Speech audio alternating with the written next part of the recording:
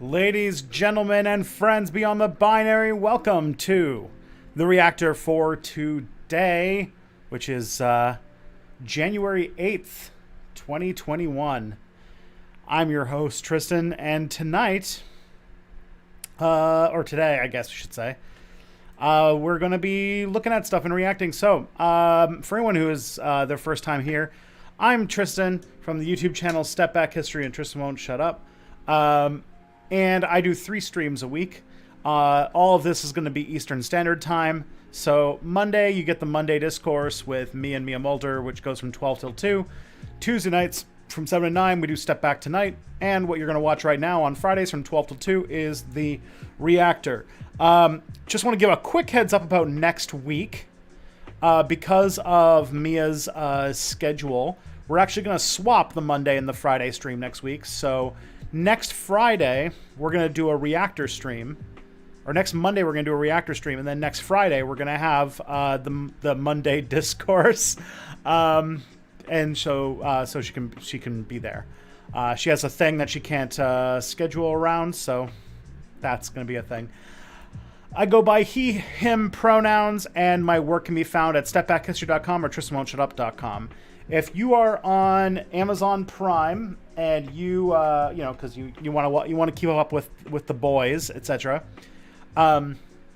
then you get 1 free Twitch Prime subscription every month, which you can use to support an independent creator. And look, there's a Phoebe now. And yes, if you use that to help an independent creator, I'd be very happy, because there's so many people on Twitch who are working so hard. And, trying to build lives out of, making all this entertainment for you. It takes a lot of work. It takes a lot of energy.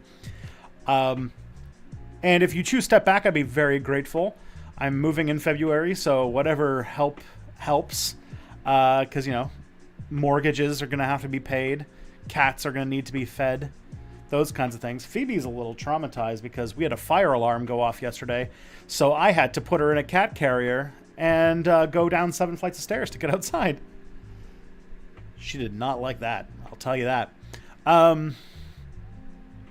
Yes, so Twitch Prime. If you don't use that money, like, it doesn't cost you any extra if you have Amazon Prime, because if you don't use it, basically just Jeff Bezos, the second richest person on earth, gets to keep your money. So I'd recommend using it for somebody. My latest video came out on Step Back recently, and that was a video on the Greensboro Massacre. It came out yesterday at this time, so I highly recommend you watch it. People seem to like it a lot. It's very relevant to all of the really scary shit that went down in Washington on Wednesday.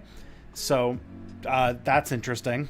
And as well, my next video for Step Back is going to be on the Poor People's Campaign, and specifically about the more radical side of Martin Luther King, which I'm hoping to have come out on January 20th.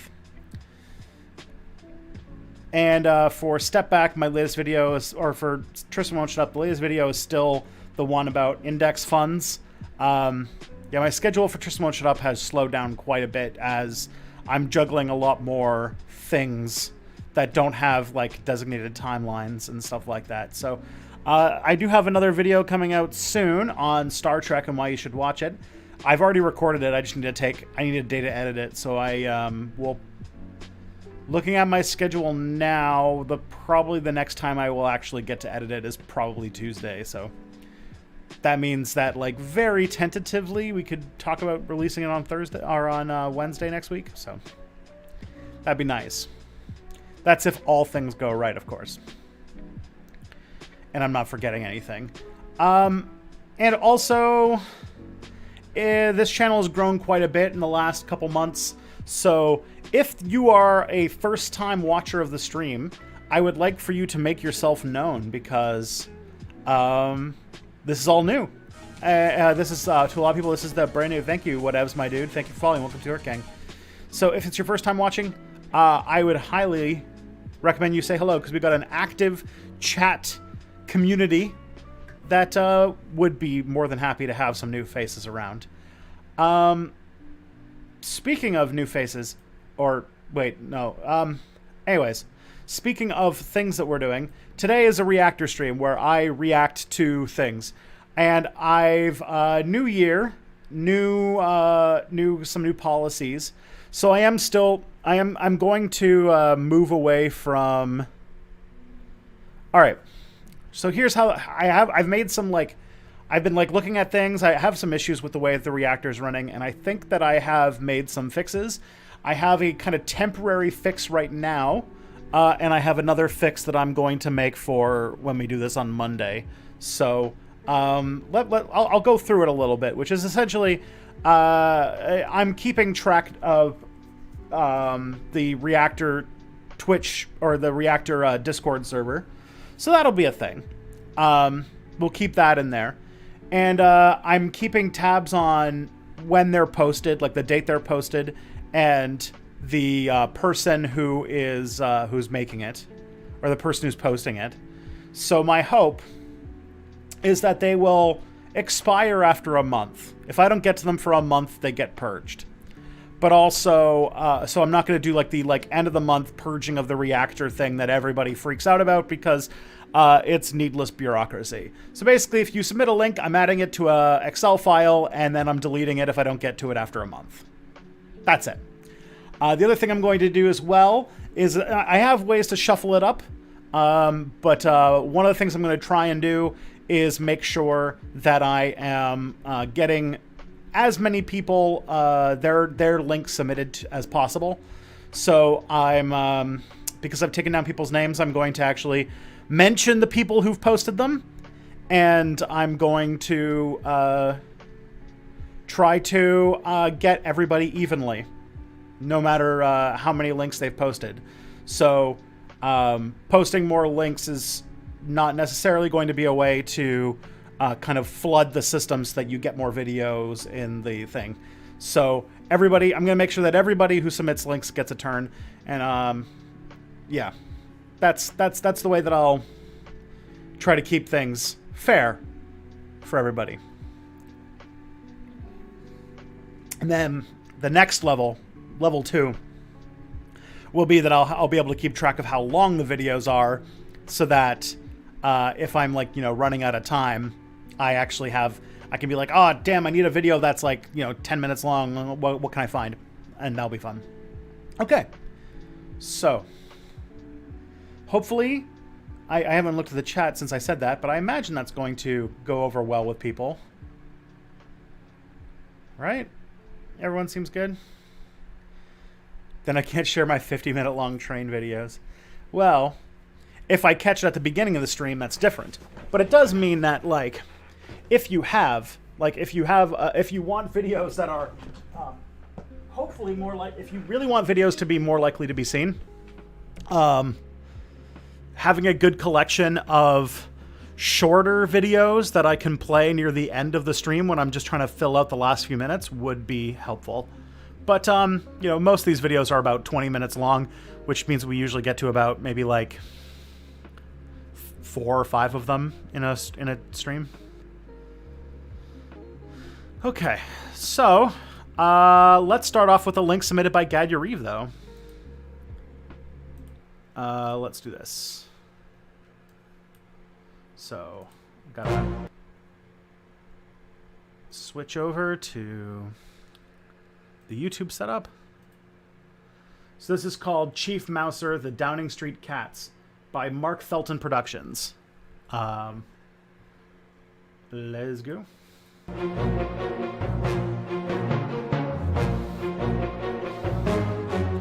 If Downing Street has cats, that's great. This is Larry, or to use his full title, Chief Mouser to the Cabinet Office, Larry. Oh my god. Oh my god, oh my god, oh my god. This is a beautiful thing. The Union Jack is a symbol of white supremacy and oppression now, but man, to see a little kitten, to see a kitty with a freaking and the fact that he's got a title of Chief Mouser to the Cabinet Office. See, this is the weirdest thing when you when you're like a country like Britain that is like 1,000 years old and just has like random weird traditions from like hundreds of years ago that stick around.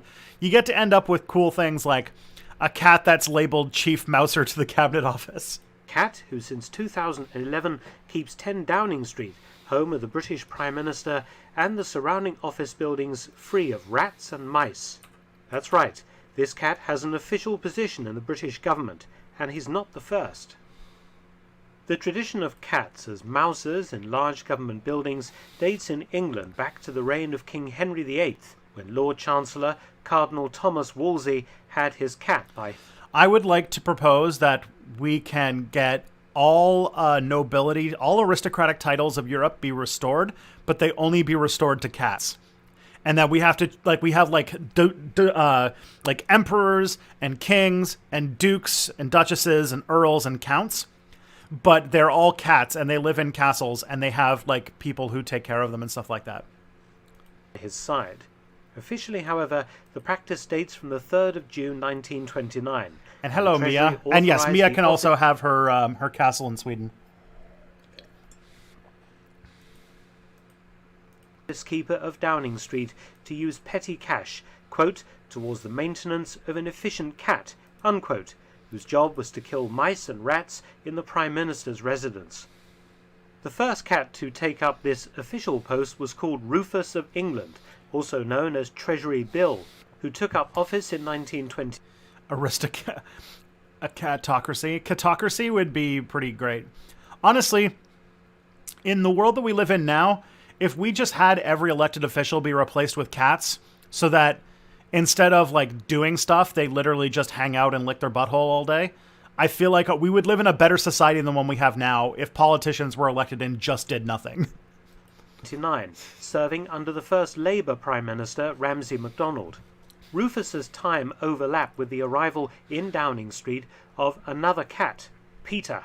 Rufus departed in 1930, leaving Peter as Chief Mouser. Peter was the large black cat that was already living at the Home Office. Suggested for change, decide and tell us what kind of reactions you want to show. Videos you agree with, disagree with, bad videos, informative, or what kind of theme is there.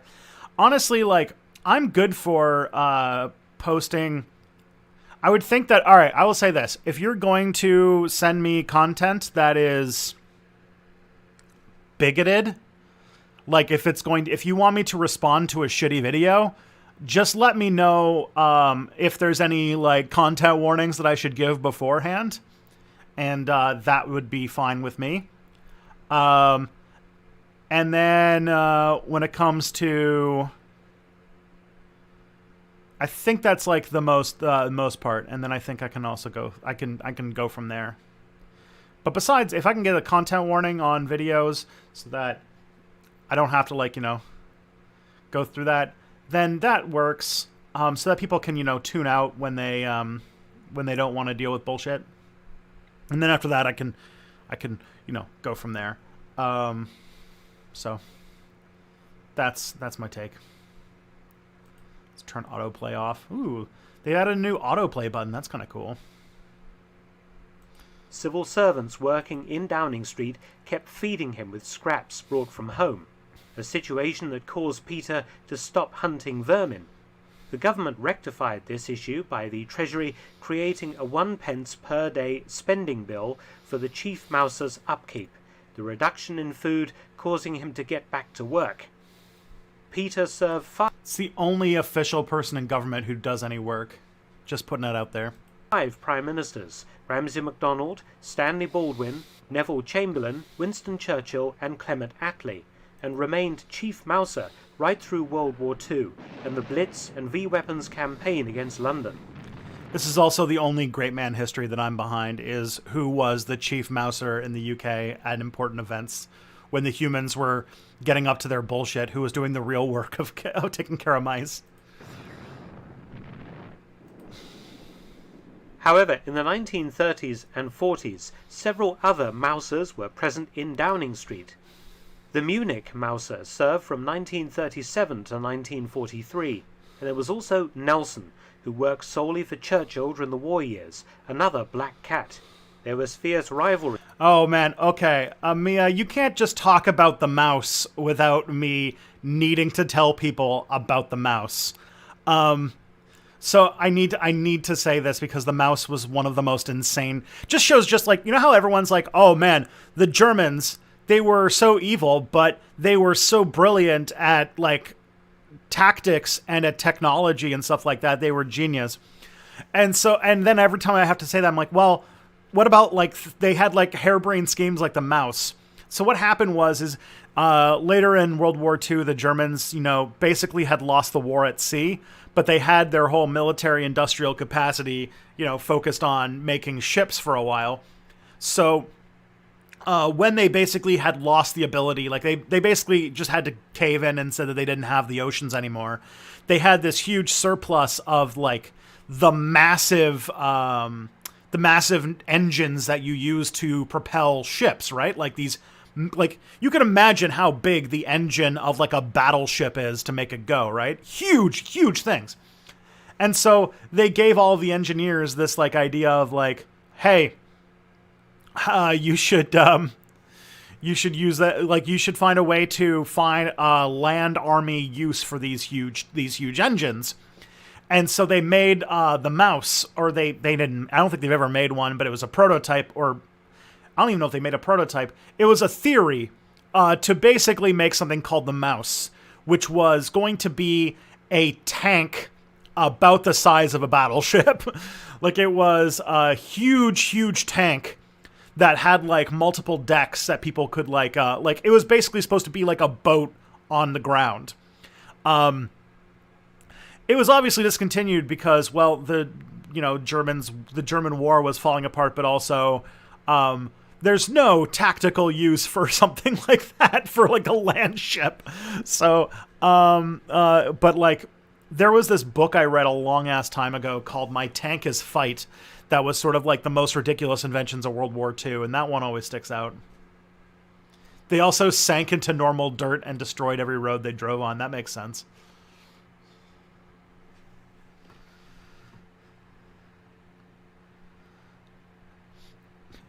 Oh, God.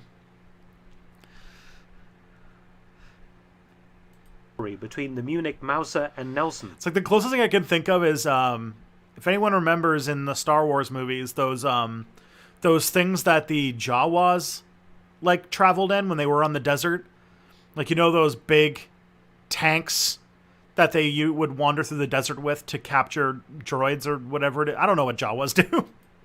The Munich mouser had been Chamberlain's cat, while Nelson, a rough and ready black stray cat, impressed Churchill by chasing off a large black dog that threatened him one day. Churchill was moved to write, "Nelson is the bravest cat I ever knew." Nelson appeared to have won the battle for the title of Chief Mouser and was often seen by Churchill's side at wartime cabinet meetings. Chief Mouser Peter was unofficially succeeded in 1946 by Peter II, yet another Peter black II, cat yes, who served under Labour Prime Minister Clement Attlee. As for the original Peter, we stand Peter II, obviously a cat of the workers. Well, he was put down at the age of 17 in 1946. Unfortunately, Peter II was run over and killed by a car in Whitehall in June 1947 before being officially confirmed in the office and was replaced by the imaginatively named Peter III in August 1947. Peter III. Peter III had a long and Peter II is dead. Long, what's it called? Peter the Mouser is dead. Long live Peter. distinguished mousing career, serving Prime Ministers Clement Attlee, Winston Churchill during his second administration in the early 1950s, Anthony... Yeah, okay. Brad Pitt, you are correct. This definitely smells, this reeks of a CIA op. That the CIA, they realized that Peter II was most definitely working for the Soviets, and they organized a accidental car accident in which they assassinated Peter II to replace him with the, what's it called? Reformist instead of revolutionary Peter III. Eden. American, or what's it called? British history would be so different if Peter II had survived to make it to office. Harold Macmillan and Sir Alec Douglas Hume. Sadly, in March 1964, Peter III succumbed to a liver infection and was put down at the age of 16. A replacement was quickly 16's a pretty good year to live to for a cat, to be honest. sought and came from an unusual source. Up until 1964, the office of Chief Mouser had been filled by rough and ready street cats and strays, but the Lieutenant Governor of the Isle of Man, Sir Ronald Garvey, sent one of his island's famous Manx cats to the Prime Minister. The Isle of Man. Now, that's an island people don't think about very often. The idea of the Isle of Man with its, like, leg swastika flag sending over its, sending over a cat. Oh, man, that's great. A pedigree breed, the Manx has no tail, and the new Chief Mouser was also different from all other previous incumbents. Gad Yariv, you are the single human being who understands the step back aesthetic more than anybody is sending me this video. In being female.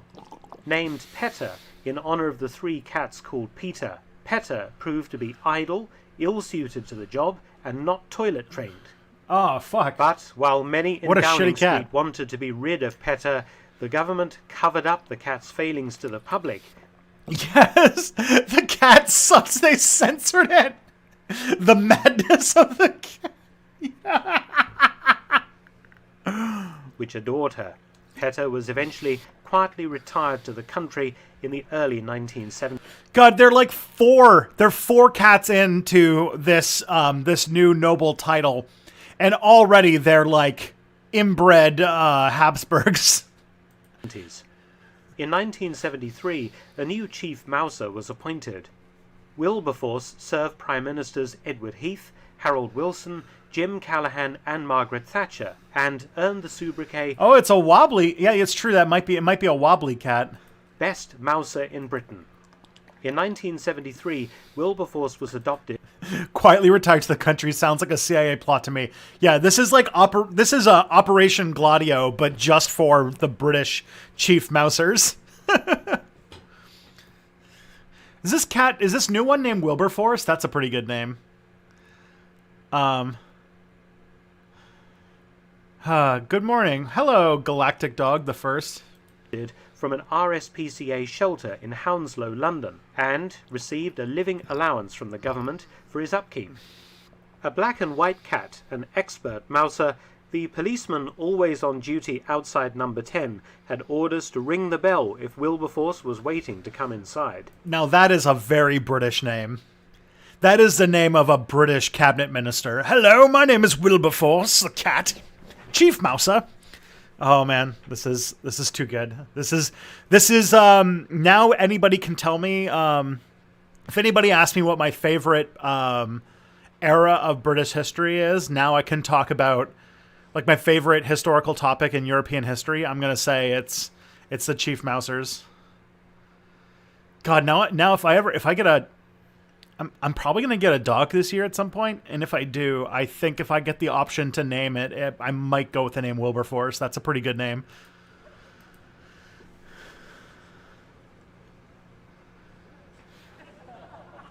Thatcher had an excellent relationship with Wilberforce, famously buying him a tin of sardines during her trip to Moscow. In 1986, Wilberforce retired and went to live with a former No. 10 caretaker in the country. He died in his sleep in May 1988, age 14 or 15. Replacing the ailing Wilberforce was Humphrey, who arrived at No. 10 in 1988 as a 1-year-old stray. That is a fucking face. And Humphrey is also a great name for a cat. Oh, man. There's some, like... What's it called? I found the one thing that British people are good at, and it's naming cats. Excellent. We finally found it, everybody.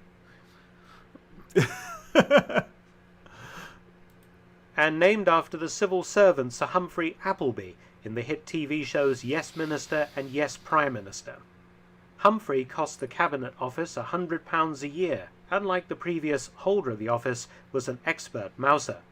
Vermin is a continuous problem in Downing Street, the government buildings being a hodgepodge of styles and eras dating from the 16th to the 20th centuries, and adjacent to St James's Park. Unfortunately, Humphrey took such joy in killing things that he branched out from rats and mice to birds. In June 1994, he was accused of having terminated 4 robin chicks that were in a nesting box outside Prime Minister John Major's office. A thorough investigation found Humphrey to be innocent. But in September of the same year, Humphrey was discovered in St James's Park and was accused of having savaged an innocent duck there earlier in the year. But then, in June 19... Humphrey's getting cancelled. Oh, man.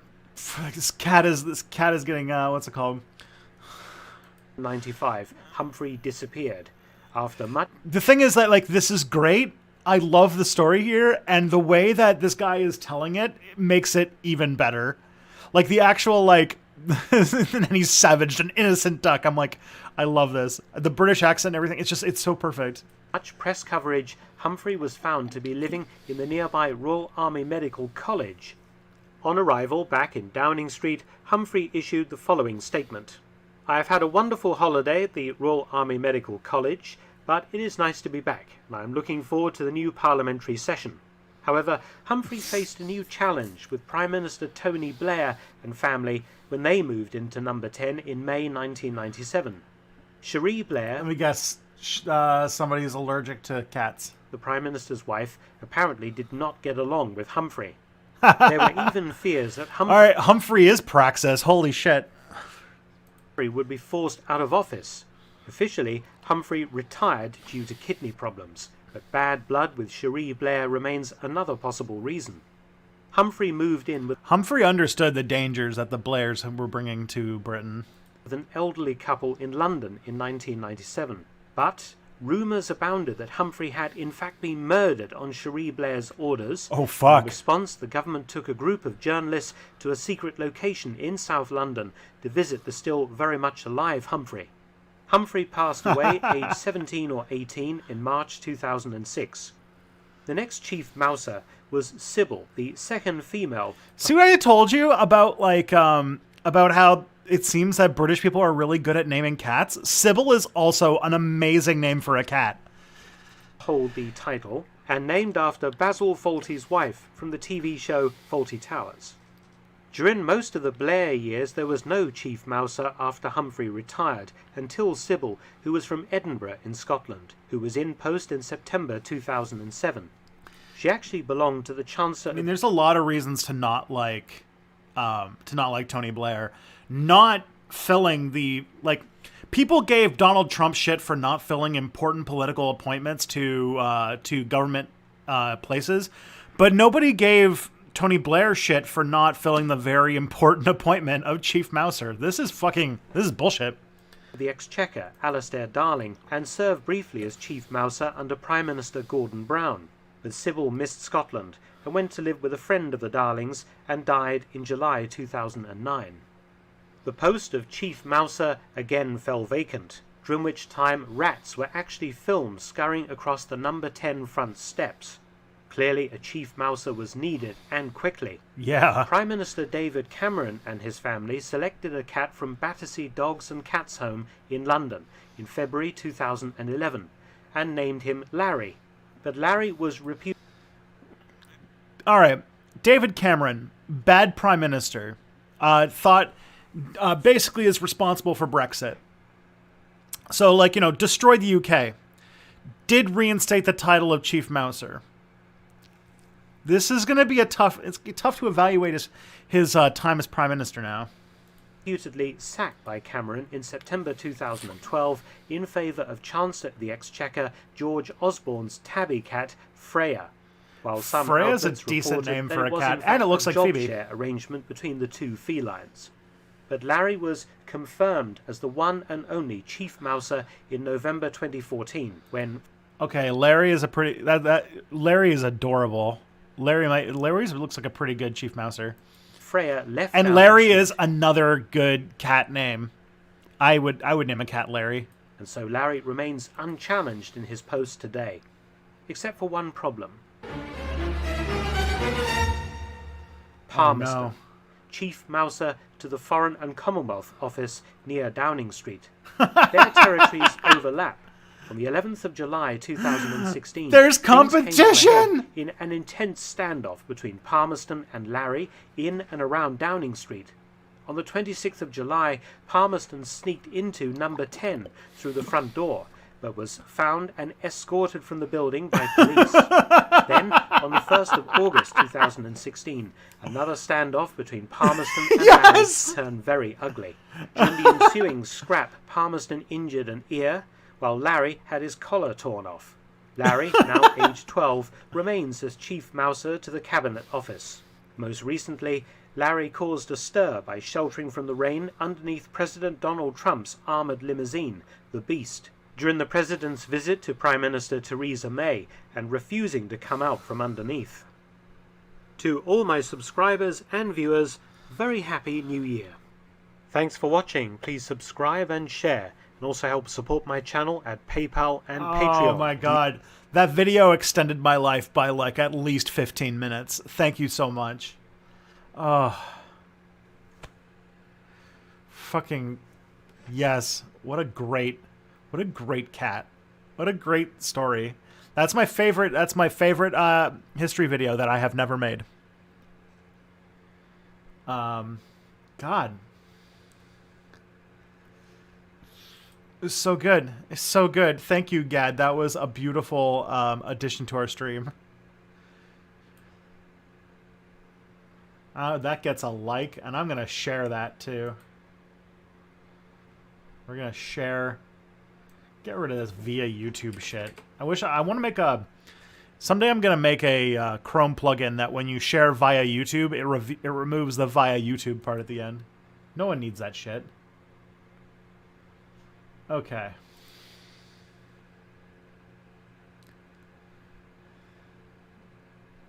Wilberforce is... I'm actually going to keep that name in the back of my head. If I ever get to name a male pet, Wilberforce is going to be a pretty good one.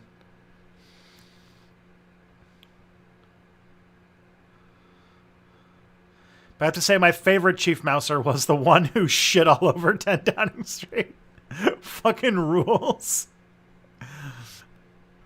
And yeah, this is like a perfect example of like Chief weird Britishness. Okay. Next up we got a video by Rev. I don't think anyone knows Rev from the Discord. Hopefully they're here today. This is called Mr. Rogers' Music Was Way More Intricate Than You Remember from Charles Cornell. Brought to you by CuriosityStream. Right now, when you sign up using the link in the description, you'll also get access to Nebula, where you'll be able to find extended versions of my content, including an extended long-form version of this video. More about that in just a little bit.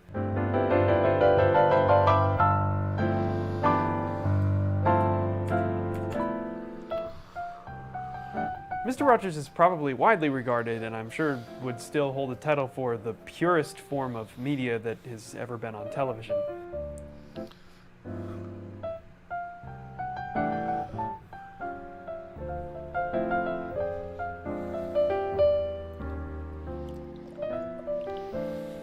I don't think anybody needs me to explain to them who Fred Rogers was and what he did. But one thing that I think we all sort of maybe know but goes criminally unnoticed in many cases is just how good the music of that world is.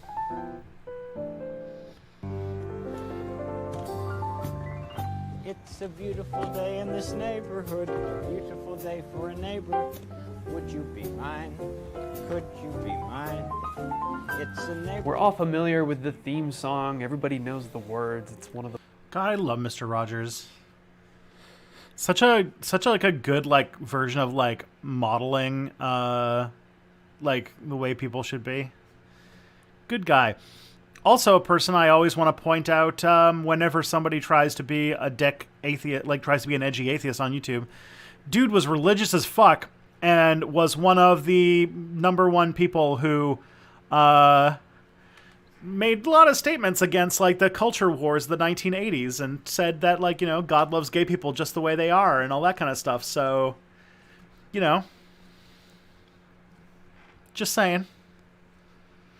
Mr. Rogers is definitely high on my like list of people who I find very inspirational and someone I would love to model in one way or another.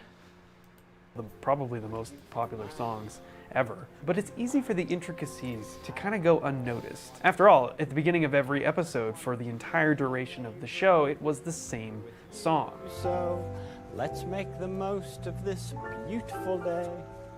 Since we're together, we might as well say, would you be mine? Could you be mine? Won't you be my neighbor?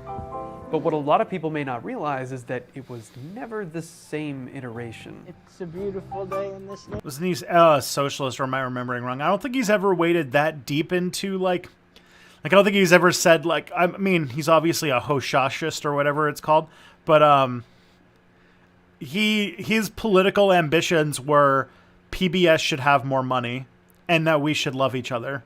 Like he was Do you have any memories of Mr. Dressup? I totally do. Yeah, Mr. Dressup was the Canadian attempt to knock off Mr. Rogers. So it was the Canadian ripoff on TVO. Yeah, I remember Mr. Rogers as like a little kid. Neighborhood, a beautiful day for a neighbor. Would you be mine? Could you be mine? Whereas most TV shows have always had a pre-recorded intro and a theme song that was recorded once, Mr. Rogers' set was a little bit different. You see, right from the beginning, Fred Rogers approached a particular piano player with the offer to work on the show for next to no money. Would you do it for us? He said, how much money do you have? I said, I have, for the music budget, I have $5,000. And he said, that's exactly what my son needs for this next year of college. I'll do it. That pianist was Johnny Costa.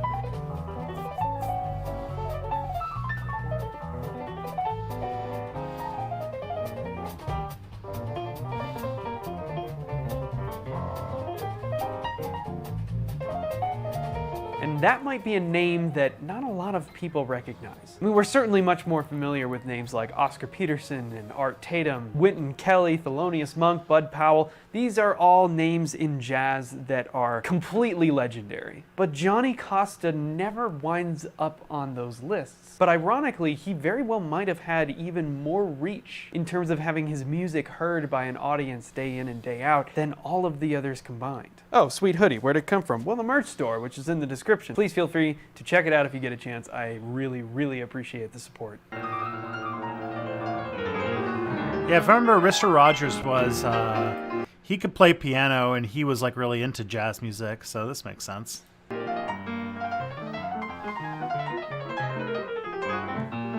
Johnny Costa was put in the very unique position of being the musical director for this new show, Mr. Rogers' Neighborhood. You can imagine that the idea of taking on a children's TV program was perhaps a little bit concerning. You see, Johnny Costa wanted to play music how he wanted to play music, but there's perhaps somewhat of an obvious conflict there when we're talking about the level at which Johnny played and the audience which this TV show was created for. When I first started to work with Fred, I was real jazzer, you know. And I thought, well, I don't know, children's program. Well, I just wonder, can I play the things that I've been playing, that I want to play, you know? And you might think that it's the wrong approach for the audience at which this show was aimed. Being so young, an incredibly unbelievable jazz pianist playing insanely complicated stuff, most people would have just said, we should probably make it a little more kid-oriented. I didn't do it for the ears of a child. I didn't do it this way. I wouldn't do that, so I figured, well.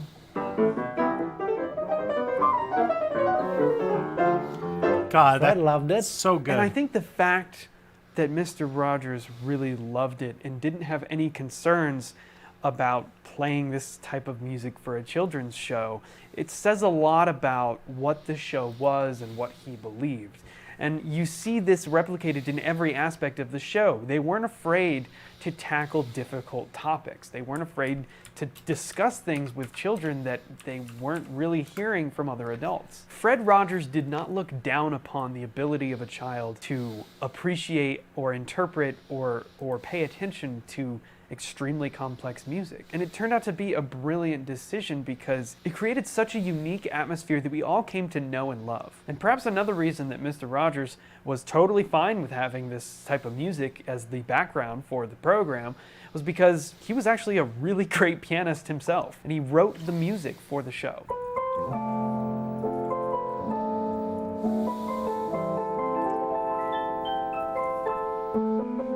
Come debate me. Guys, should I go to Trump 2020? Come debate us. Oh, you poor silly soul.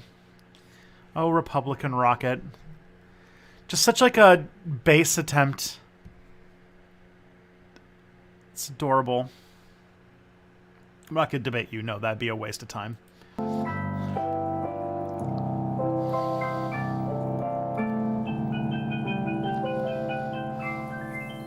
Mr. Rogers not only recognized just how good a pianist like Johnny Costa was, he thought it was important enough to place in front of the audience, mostly made up of very young children, because like the topics covered in the show, it was important for them to be exposed to such things from an early age. It's like, why shouldn't a child be able to listen to John Coltrane, or be able to listen to Bach, or Debussy and Ravel? I don't know about you, but when I hear some of this stuff like that is optimized for children, music made for kids, or even worse, covers of popular songs made for kids pop, oh my God, I want to just throw myself out of a window. It's so aggravating. Why can't we just say, hey, here's music, check it out.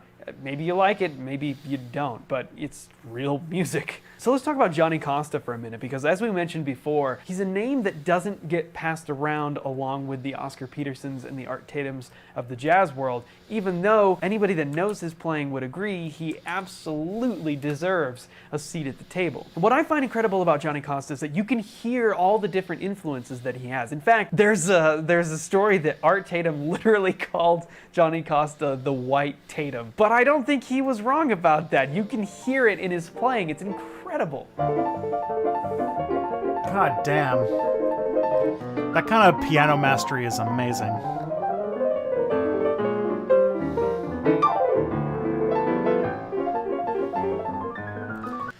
Someone was talking about Sesame Street, and they didn't like it as a kid, and I'm like, oh God. Okay, so I swear, I don't know about like the whole like multiple universe thing, you know?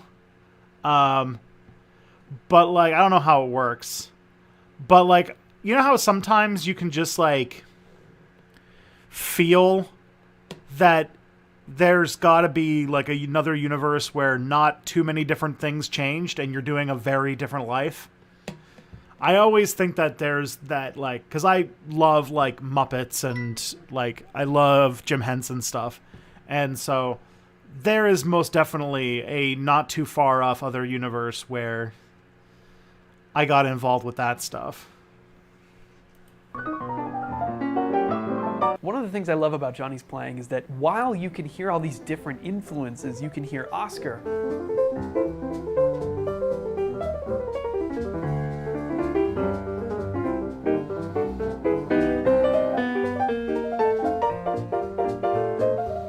You even get components of, say, George Shearing.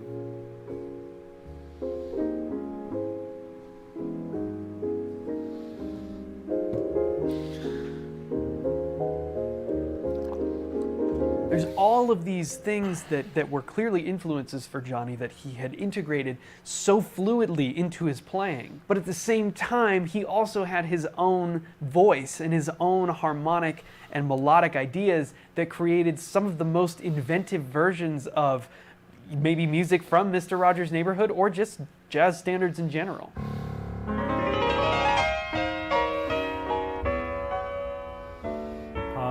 This is like, I feel like I'm just like, first of all, I feel like I'm playing The Sims, but I also just feel nice and relaxed.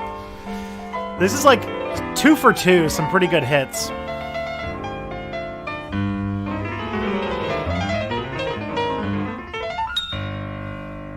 Within the show, Johnny Costa and Fred Rogers worked together to create some really, really incredible things that were based on fairly simple jazz standard harmony, but just executed in a way that was just so good.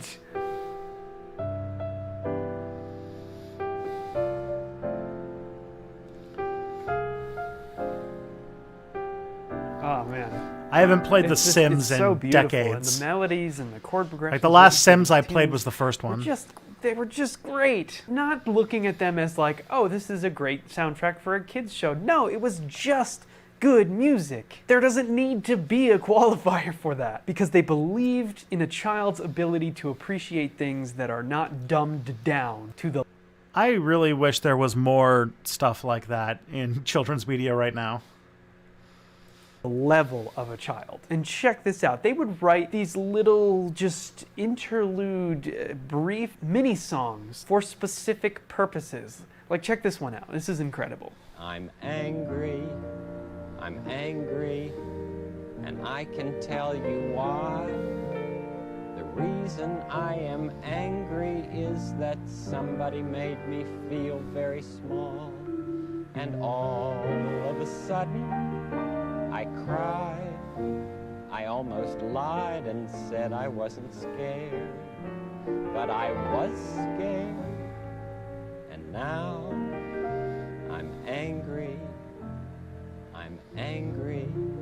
I don't even know. What are kids watching these days?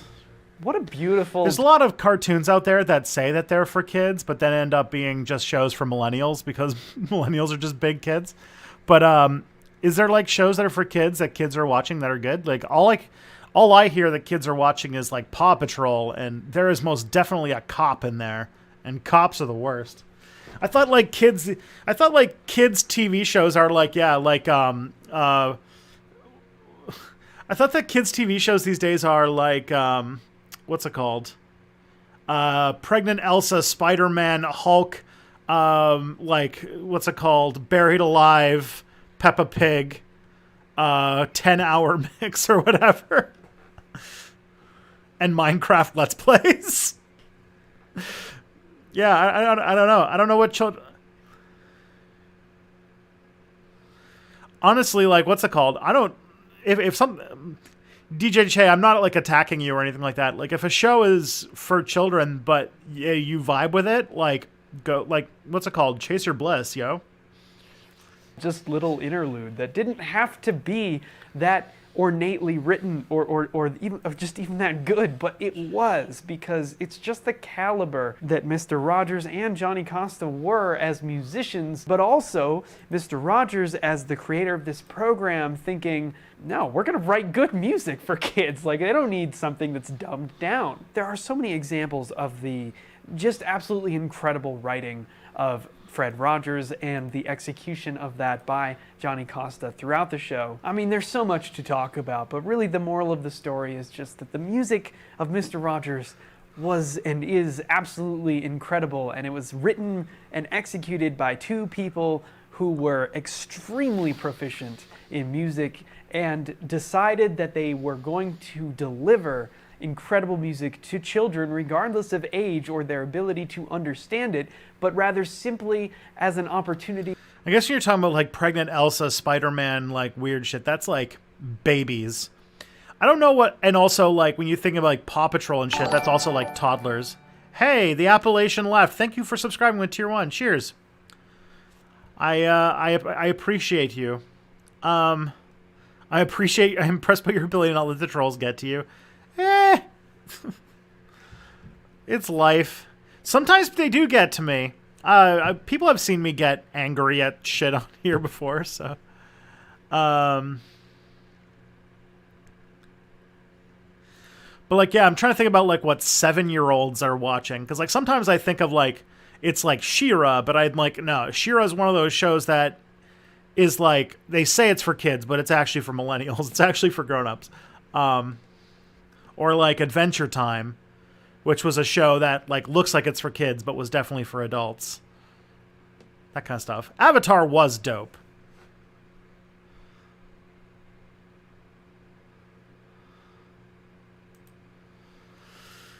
When I was like, 7, 8, 9, 10 or whatever, TV for me was like, there's a lot of Transformers, basically, I guess. That was when the, what's it called? Beast Wars, or as they called it in Canada, Beasties, because they didn't want, they didn't like the idea of a kid's show having the name Wars in it, so they called it Beasties. And oh man, I remember the theme. Shit was Beasties, oh man.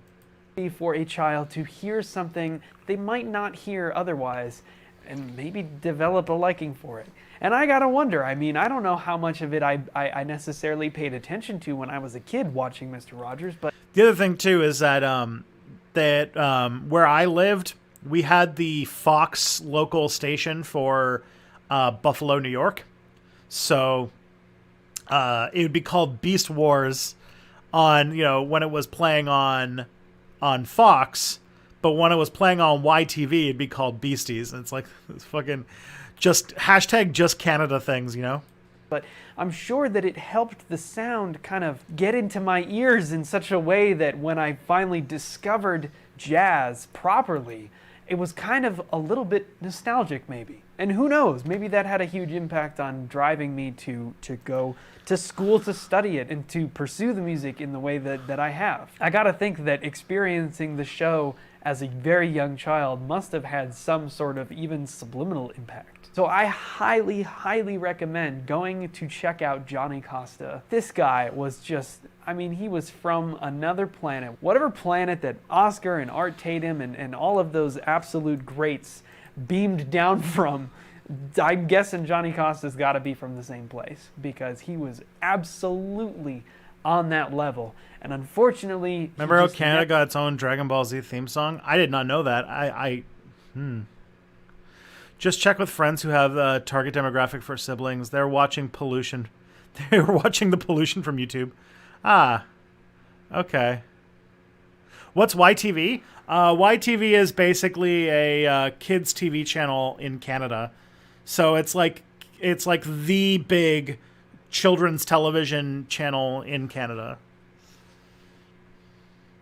And like they had like after school kind of television blocks where they had like skits and stuff between shows and stuff like that. And so like every Canadian like who grew up with that TV like has like memories of it. It's like every millennial of like everybody of us, like, I don't know, it's just like a thing.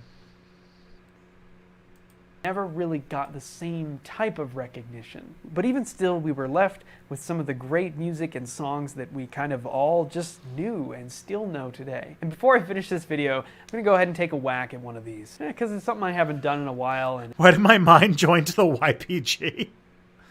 Oh, man. It's just such a great song. Before I do that, I want to let you know that I'm going to do a significantly longer version going into a lot of the different songs from the Mr. Rogers Neighborhood Show, and I'm going to... Is it private or public? Oh, it's most definitely private. I'm pretty sure. I don't think it's like a CBC thing, or else they would have said it.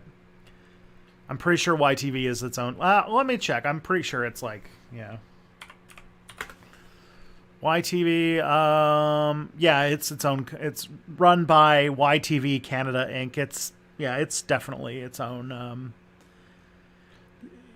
It's related to Nickelodeon, and then they also had Treehouse TV, which is sort of like for like really little kids. Play through a bunch of them and maybe talk a little bit about their forms over on Nebula, and that is where I get to post things that just aren't really a great fit for YouTube, in that they maybe are going to get copyright claimed or they're just too long. And this is why a group of creators that I'm absolutely honored to be a part of. Trios TV, was that lemur show? No, that show was called Zaboomafoo, and I'm not even fucking kidding you on that. It was called Zaboomafoo. Or no, that was the name of the lemur. I think the show was called like the Krat Brothers or something like that. But yeah. But no, YTV was just like subsidiary Coors Entertainment, yeah.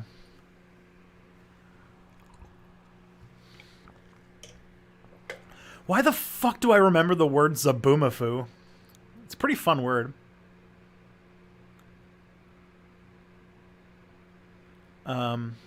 Yeah. Came together to create our own streaming platform where we can... So this looks like it's like another like 4-minute long ad for streaming service and stuff. Let's go on to the next video. The show is also called Zaboomafoo. Shit. Okay. Actually, I'm gonna take a quick washroom break and then we're gonna come back.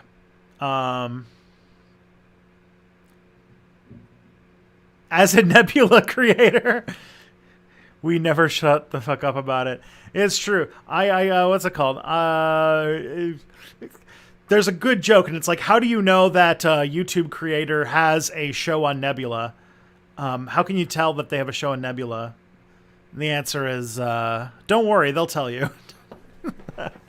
I'm going to be right back, though. I'm just going to take a quick washroom break, and then we will pick up with a video from whoever...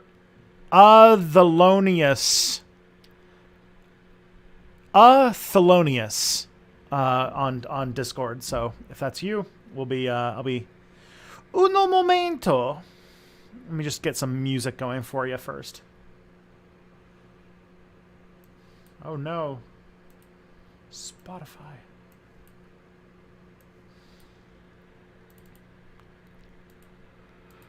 Okay, and where am I lo-fi at? There we go.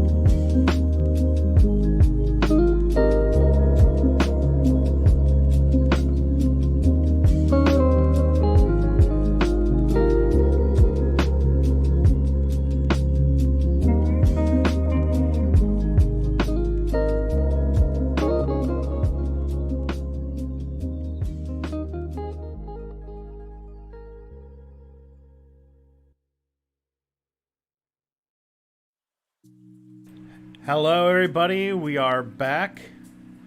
Just gonna get my next link up, but yeah. This week, Let's do this. Let's cut the music. Cut the music. I also just remembered. You guys. All right, I just realized it's very Canadian. But also, there was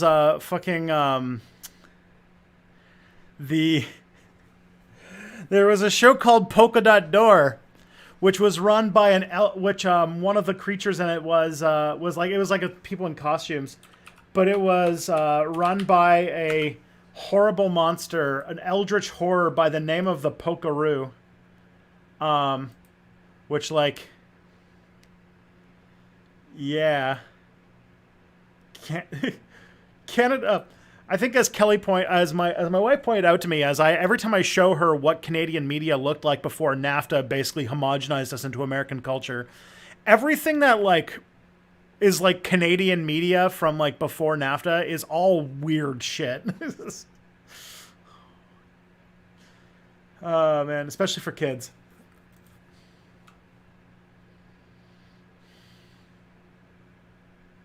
Yeah, this does look like a Five Nights at Freddy's thing. All right, so this is a useful charts video, and the title of this video is First Non-White U.S. Vice President, Charles Curtis Family Tree. So let's see what this is all about. the United States Electoral College officially voted to elect Joe Biden as the next U.S. president and Kamala Harris as the next U.S. vice president. The election of Harris, in particular, is a historic moment for the United States, as it is the first time that they have elected a woman to the role of vice president. Now, as most people know, Kamala Harris is also a person of color, which simply means that she is not white. In her case, she's biracial, or mixed race. Her father is a black Jamaican who immigrated to the U.S. in the 1960s, and he's also a Marxist, professor of some kind, isn't he? There's this whole thing about how out of the people who are running for president, Kamala Harris's dad was this Marxist professor, and then Pete Buttigieg's dad was also a kind of Marxist professor, and everyone was just man, if you're a socialist, be a good dad. Because if you're a shitty dad, you're gonna raise neoliberals. her mother, who has since passed away, was originally from India. However, contrary to what many people assume, Kamala Harris will not. Yeah, Charles Curtis is I think he was in 1920s or something like that. He's a Native American president or vice president. Be the first person of color to hold the position of vice president. But it's going to be complicated because he was very white passing and also had some pretty anti-indigenous positions while he was vice president. Yes, she will be the first black vice president as well as the first person of South Asian descent. However, she will not be the first person of color in general. Although a lot of people aren't aware of this, the U.S. actually elected its first non-white vice president all the way back in 1928. In that year, the U.S. elected a man who was half white and half Native American. His name was Charles Curtis, and today I'm going to show you his family tree. At the same time, I'll be discussing quite a bit of U.S. history in general, and in particular, Native American history. Speaking of U.S. history, this video is part of yet another collaboration with fellow YouTuber Mr. Beat. So if U.S. history is this your guy thing, shows up everywhere be these sure days. to check out his video after this one. You can find the link on screen at the end or in the description.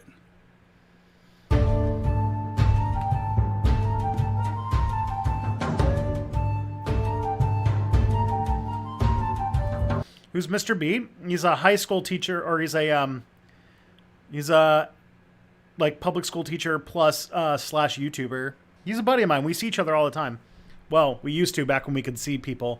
But, like, he does a social studies channel. But, like, I've, like, met with him and his family and, like, his daughters. And we did a day where we went to the Chicago Museum of Science and Industry together. That was really fun with him. I think it was like his brother and his wife and all of their kids, which is pretty fun. Especially because I think like his youngest daughter was like 4 years old or something. It was adorable.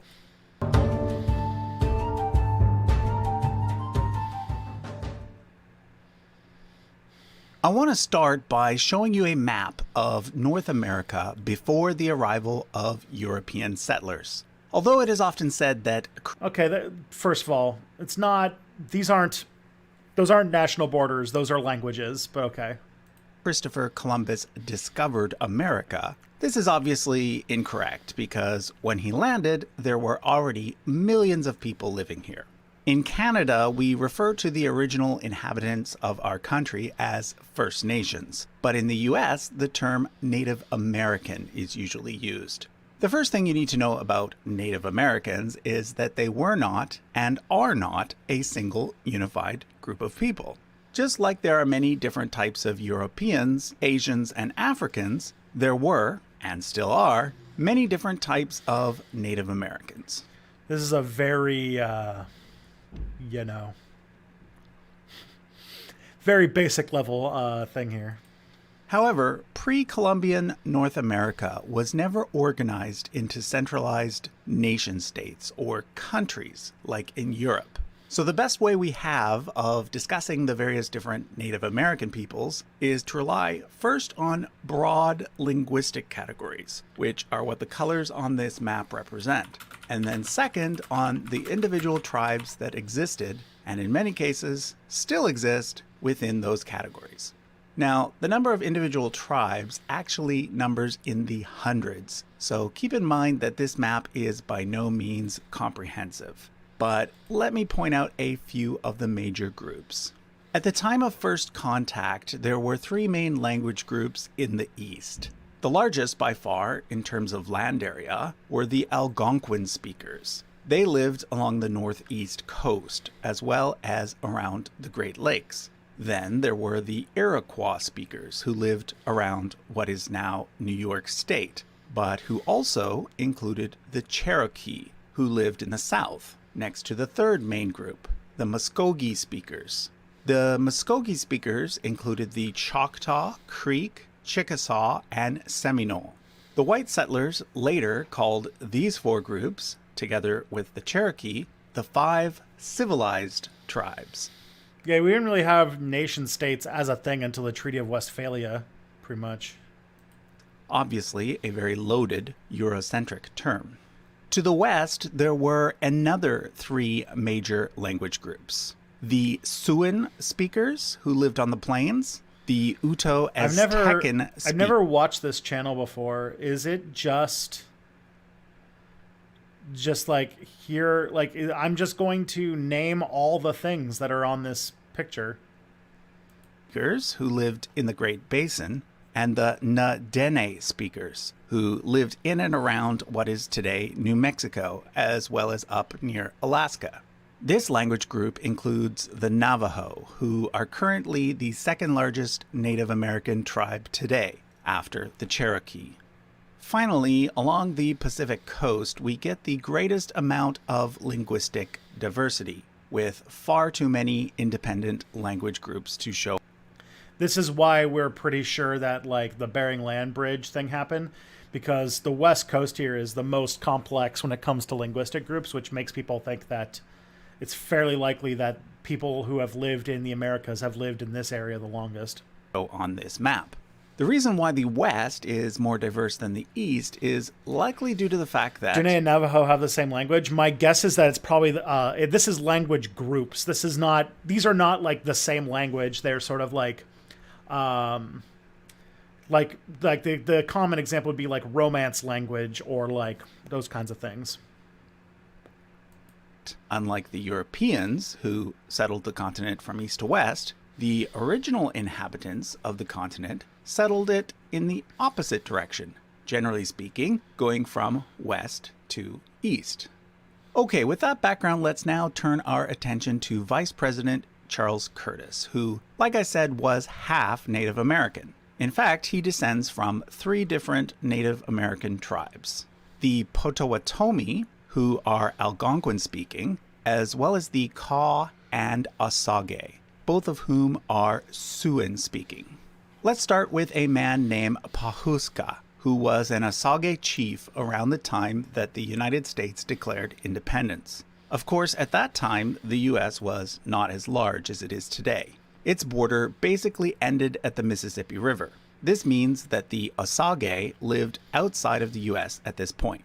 However, shortly after American independence, a bunch of Native American tribes from both sides of the Mississippi formed a loose confederacy in order to fight against the US. In 1791, Pahuska and several Osage warriors participated in the Battle of the Wabash, which took place in what is today Ohio and is more commonly known as St. Clair's Defeat, named after the U.S. General Arthur St. Clair. The battle was one of the worst military defeats ever in U.S. history, and definitely their worst ever defeat at the hands of Native Americans. There were almost 1,000 casualties on the American side, but very few on the Native side. According to one story, during the battle, Chief Pahuska took a white wig off a fallen U.S. soldier and kept it as a trophy. Hence his This nickname. does feel a bit dry, man. Okay. Let's move on to another thing. All right. If Duke of Fall is the next person who's we're going to get some content from. And this is called The Power of Buying in Bulk. Collectivism, food pantries, and extending $1 during crisis from Anarchistara. So here we go, yo.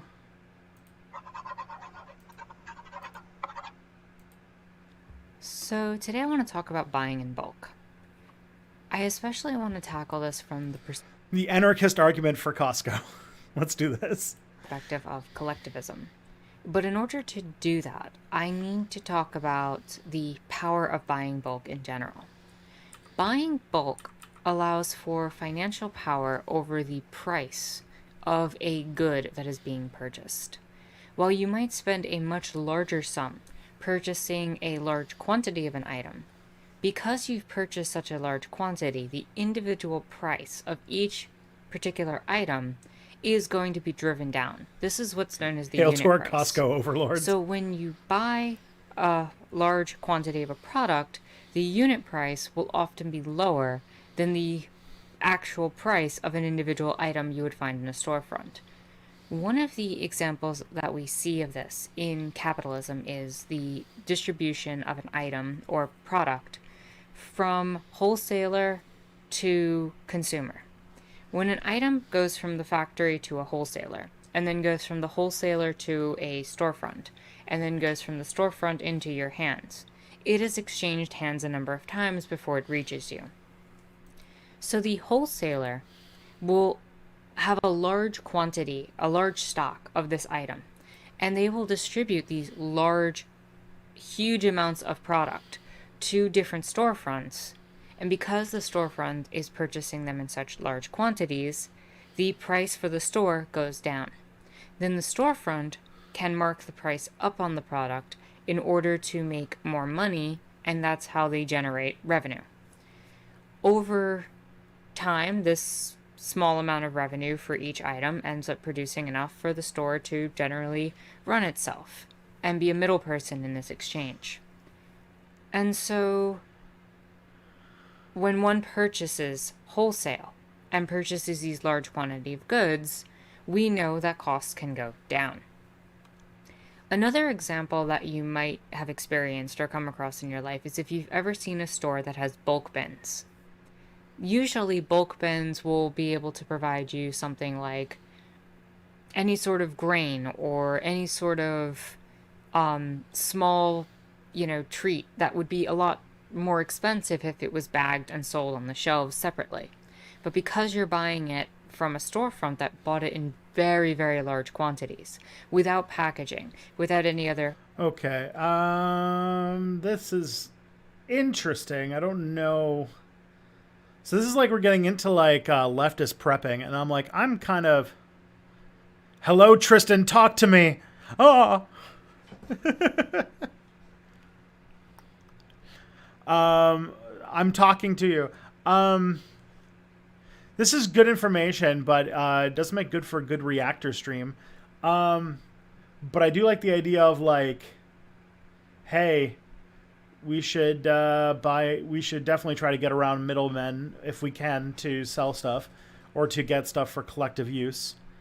And also, I have like thoughts, especially since Wednesday. I've been thinking about like not exactly becoming a prepper, but having a few things. I kind of want to take a first aid class or something. Why don't you and Cody do so that happened? I've said this many times, but Cody does the show whenever he feels like we only did a show whenever he asked to do it. And he's kind of lost interest, I guess. There was no like dramatic end. We just never, we would always do a show when he would reach out to us and be like, hey, do you want to do a show? And he hasn't asked in over a year. More leftist preppers. Yeah. Yeah, if you want more So That Happened, you should try and bug him, and maybe he'll what's it called? He'll think about getting the band back together or something. But yeah, when it comes to like prepping stuff, like I'm planning on not only like taking a first aid class, but I'm going to probably like I have like a list of things I'm gonna like slowly purchase over time, and put in like a little backpack just in case, you know. I'm not gonna like stockpile ammunition and weapons and like have like big jugs of water. Although now that I'm gonna have a house, I could do some of that, but I'm definitely not going to. I'm just gonna try some like, you know, some cheap and small things. Okay. What do we got? What do we got next here? This is one from Dr. Wu on the Discord.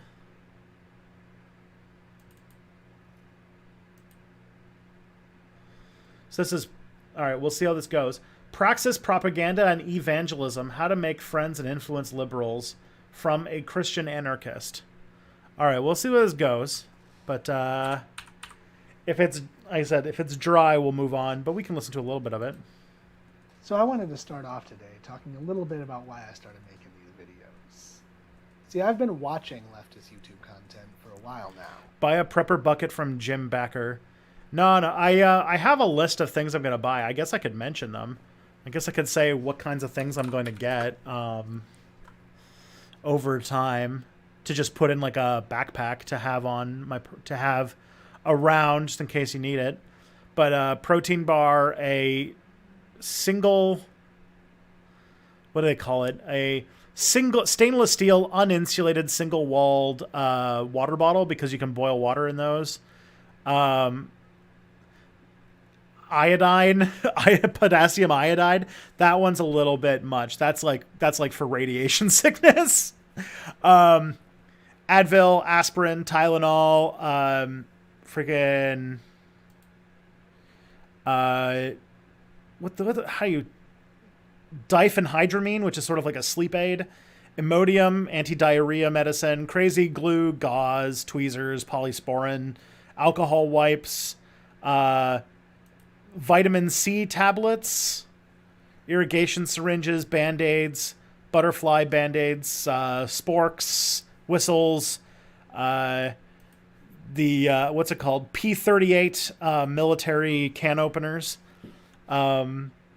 travel toothbrush, toothpaste, Tinder, earplugs, mask, sewing needles, floss, both for your dental health, but also as like cordage, emergency blankets, water purification tablets, a rechargeable electric lighter, a solar-powered cell phone battery, a solar and crank-powered like flashlight, and a pocket knife. Like, those are all the things I'm planning on getting my hands on at some point in the future.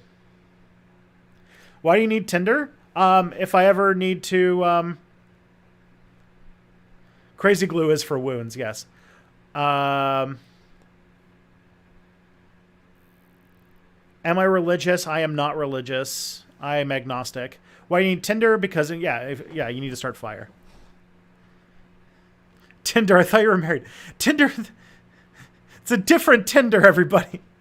It's an actual Tinder for starting fires. I don't have any of these supplies. I'm going to buy like one of them a month because each one of them is like, but ranges between like $3 and $30. I think some of the most expensive things on that list that I mentioned are like $60. But I'm only I'm gonna do them like once a month just so that I can have it, and I'll put it all in a bag.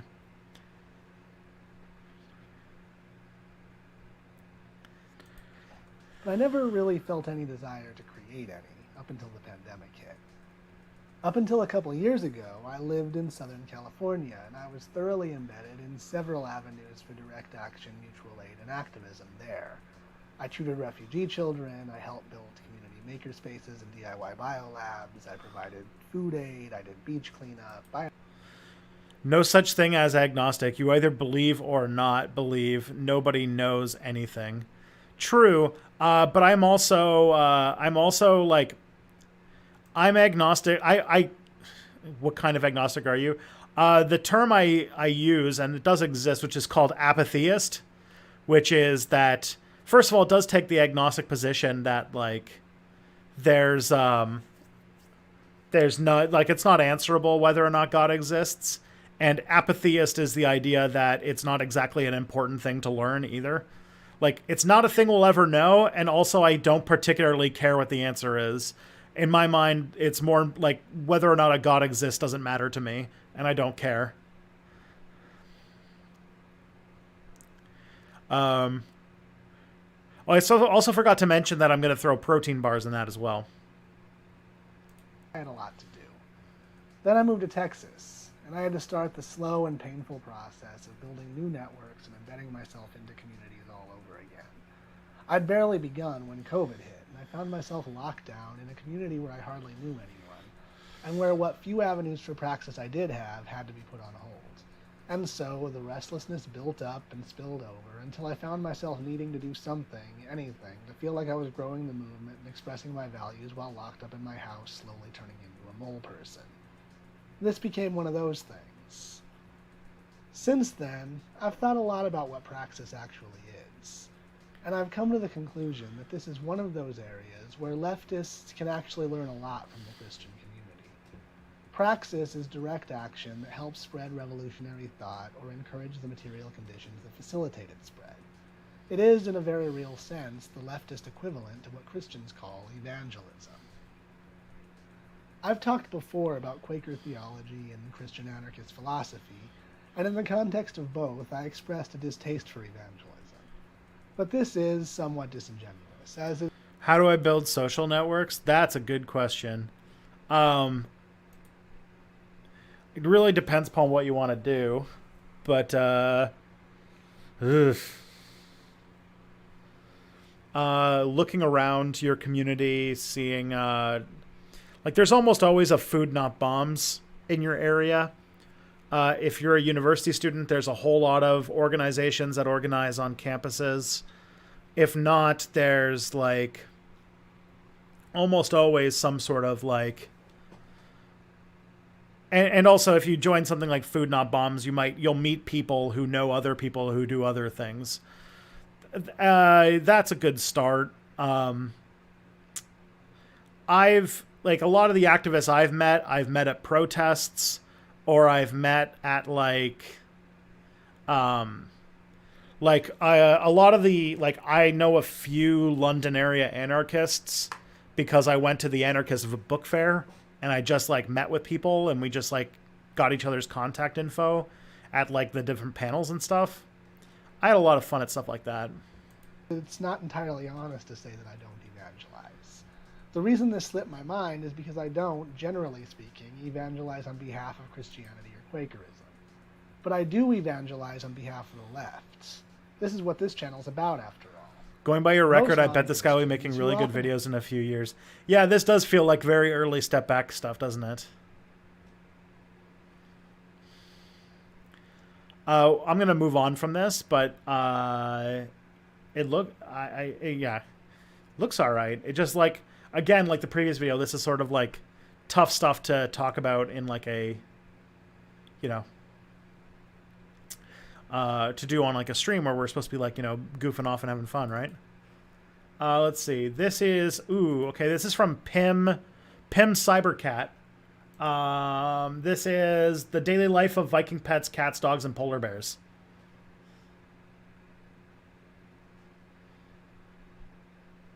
I think this person found a parody of your channel. Ha! Viking longships cut through the freezing waters of the North Sea. Over the deck are visible rows of fierce warriors with shields, spears, axes. And hold on, is that a cat? Wait, and there's a dog too. What's going on here? While the scene might catch the modern viewer by surprise, it certainly would not have drawn second looks from our ancestors. Matt Lipton, what's After your all, name pets on have long shared what's your in name our on the adventures, Discord? even if they never make it into the history books. This is an unfortunate consequence of the way we learn about the past, which strips it of everyday aspects which make it real. Of course the Vikings had real lives like you and I. Why shouldn't Bjorn bring his best friends along with him to England? Today let's dive into daily life in the past and get to know the Viking pets of history. This video was sponsored by Magellan TV.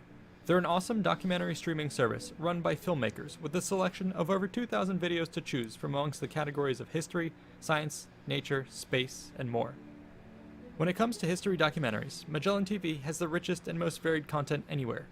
Can I make a Ancient, video modern, current, war, debunking white biography, genocide? and even related genres like science and... I mean, I've mentioned it in a couple videos, but wait, I thought we were on Christian anarchism. We watched it for a little bit. It's just what's it called? It's just that it was good content. It was just slow, is all. And I wanted something that was a bit more peppy to keep everybody's spirits up. and crime, which are historical in nature. If you like our content, I can highly recommend that you check out the documentary series Warrior's Way, which traces the lives of famous warriors from childhood training to bloody battle. Magellan TV is compatible with Roku, Amazon Fire TV, Apple TV, Google Play, and iOS, which means you can watch it anytime, anywhere, on your television. Started some All right, let's I want to skip by the ads. people of Scandinavia and their animals. This started some 10,000 years ago as the Ice Age glaciers retreated from the north, and human tribes followed in their melting footsteps. These early Scandinavians lived simply by hunting, foraging, and gathering. Why'd you ask Around his name? You're 4000 not picking BC, music random. No, agriculture I just began wanted to spreading know. out from the I don't. south, and people gradually So I don't have settled anything into a more here with the name Matt Lipton on the list. So I was trying to like figure out if you were one of the other names here that I don't recognize. sedentary lifestyle, though of course many continued to practice nomadic or semi-nomadic ways. In these endeavors, they would be accompanied by many domesticated animals, which served to provide food and labor in a harsh environment where everyone had to contribute in order to ensure the survival of the group. By the Viking Age of the 8th century AD, Scandinavia had certainly continued to evolve on a macro level, but from the grounds I've Personally hate ads when they do it at the start of videos. Yeah, well, unfortunately, it's what I've been doing now because what's it called? I do it at the end of like the kind of like hook because just like this person did because it's better for what's it called? Retention. Because if you put it at the end, your retention's gonna absolutely plummet, and then your video won't get recognized that much. What kind of leftist are you? I am an anarcho-communist, basically. view, there was a rather large degree of continuity. Although the Vikings are best known for their exploits at sea, theirs was still a society predominantly based around agriculture and animal husbandry. Most of the time, families went about their daily work in small farm communities, tilling the soil and tending livestock as their ancestors had done for thousands of years before them. Animals as always played their part, and now, perhaps more than ever, became intertwined in medieval Scandinavian life. For proof of this, one must look no further than the typical Viking home. And by Viking, I want to make it clear that we're using this term... Voice from the past puts it in the middle. Is that better or worse? It's whatever it is. The thing is like retention. So like One of the things that YouTube YouTube really wants you to do is make videos that have high retention, which means that you want to make videos that people watch all the way to the end so that they can autoplay and watch another thing and have a long session of watching YouTube. So they want you to have content that not only brings people onto YouTube, but keeps them on YouTube so they can watch more YouTube. So there's this whole like thing about like, how do you deal with that? How do you like, because if you put a sponsor spot in any video, it's going to cause a whole lot of people to drop off. It just is. The two things that I've picked up as like ways to try and fix that are, one, is that people are more likely to hang on through the ad if it's earlier in the video, like kind of like after the hook, because if you put it at the end of the video, everyone's going to start everyone's going to start disappearing, and you're going to see a huge drop off at the end of your video. But second, using those chapter features, so that people who might otherwise just sorry, I'm just my cables. Everything's all kind of tangled up. But basically, also, you want to move the things so that, or you want to put time codes in so that people who are going to skip the ad either way can do it easy. That's basically it. So that you get the sponsorship for all the people who are just going to sit back and watch it and aren't going to skip by, and they're much less likely to like drop out of the video because it's at the end and they know there's no more content. So my thing is usually hook, like kind of like how on Star Trek or on any TV show, but they'll do like sort of the cold open that ends with like a suspenseful hook, and then they'll go to commercials, and then they'll come back for the main, like, the second act. And that's sort of what I do. Hello, Real Person 69. In the colloquial sense, which identifies a much broader societal group, rather than the more narrow historical sense that specifically refers to those who partook. Are we going to learn about Viking doggos doggos? And trading. I'm excited. In any case, these Viking homes often came in the form of longhouses. They were framed by two parallel rows of interior posts connected by beams against which were built slanted or bowing walls. The interior space was then divided into several rooms. Do you think it's bad to use ad block, especially since many leftist creators are fairly small? No, I mean, I use one. I don't care. The amount of damage you're doing is so small individually. And honestly, most creators make way more money from their Patreons than they do from their AdSense, so it's fine. Typically, an entire section was reserved as a stable. Viking doggos and Chief Mouse are the ultimate alliance. Yeah, exactly. Perfect. This was a very practical decision, which provided easy access to animal-based sources of food and supplies, while also capturing their body heat to further warm the longhouse. How will roads and schools be built in an anarchist society? Oh, it's easy. You would have like committees that are in charge of like roads and schools, and like different groups of people and communities would coordinate on them. That's it. You don't like, that's all you need. I know that sounds like what's it called? It's just like you wouldn't have to have, like, you could have a school board still that's just made up of different communities that have come together to build schools together. I don't understand why you need like I'm trying to figure out like what is the hang up? Why would you need? Wouldn't that be a state though? No, because it wouldn't be a singular organization that you can't leave and has armed like violent monsters that are that will beat you to death if you get out of line. I don't get where you like the need to have a singular mono organization that violently controls populations with the threat of violence or eternal eternal engagement, and having school boards. I don't understand why in people's heads like you need one to have the other. Like it's not like anarchists are against all forms of human organization. It's just against like non-consensual forms of human organization that are hierarchical, that tell you what to do. Archaeology indicates that Viking farms featured a wide range of species. Cattle were quite common for the production of milk or consumption as beef. Sheep and goats might similarly be milked to produce butter and cheese, or slaughtered to make mutton. Pigs too were present, and seem to have been a high-status food, as is shown by the presence of pork among the daily dishes served in Valhalla. Triangle houses. This is one of the things about Europe that's so like you would live in a house with all of your animals. That's a lot. Within a barn, one might also find horses. Oh, it's They a were barn. sometimes Okay. eaten, but more often than not, were so highly prized that they would instead be used as draft animals or for riding.